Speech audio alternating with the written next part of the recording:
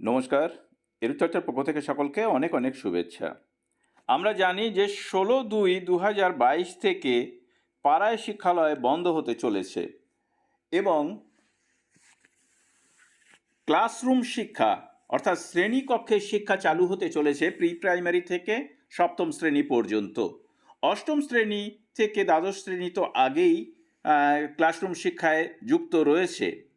তো এই নিয়ে 14 তারিখ যে শিক্ষা দপ্তর থেকে নোটিফিকেশন জারি করেছে তার পরিপ্রেক্ষিতে আজ 15 তারিখ পশ্চিমবঙ্গ রাজ্য শিশু শিক্ষা মিশনের পক্ষ থেকে একটি নোটিশ দিয়ে জানিয়ে দেওয়া হয়েছে যে SSK-MSK-তে আর পাড়ার শিক্ষালয়ে নয়, এবার থেকে ক্লাসরুম শিক্ষা চলবে।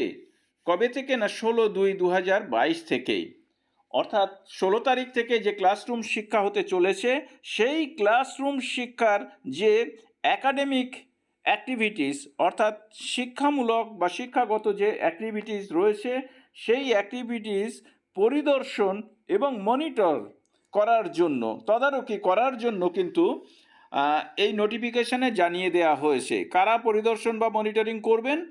তারা হচ্ছে একাডেমিক সুপারভাইজার এবং ডিস্ট্রিক্ট কোয়ালিটি ম্যানেজার। এরা কিন্তু নিয়মিত পরিদর্শন করবেন, সেই জন্য এই নোটিফিকেশনে জানিয়ে দেওয়া হয়েছে। নোটিফিকেশনের প্রথম অংশটি আমি বলেই দিলাম, দ্বিতীয় অংশে দেখুন কি বলা রয়েছে, সেটিও বলেছি যদিও, তবু বলছি।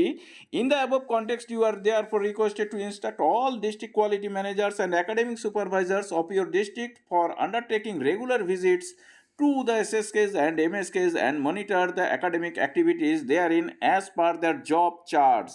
অর্থাৎ রুটিন মেনে তারা যে কাজটি করছে সেই কাজটির পরিদর্শন এবং তদারকি করার জন্য সমস্ত কোয়ালিটি ম্যানেজার এবং একাডেমিক সুপারভাইজারদের নির্দেশ দেওয়ার কথা বলা হয়েছে, সমস্ত জেলা নোডাল অফিসারদের এবং executive director education department GTA দার্জিলিংয়ের ক্ষেত্রে।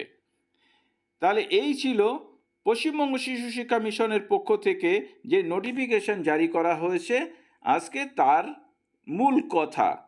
প্রত্যেকেই সতর্ক থাকবেন। এবার থেকে কিন্তু SSK-MSK নিয়মিত ভিজিট হবে শ্রেণীকক্ষে শিক্ষার জন্য। সকলকে ধন্যবাদ জানিয়ে শেষ করছি। ভালো থাকবেন, সুস্থ থাকবেন।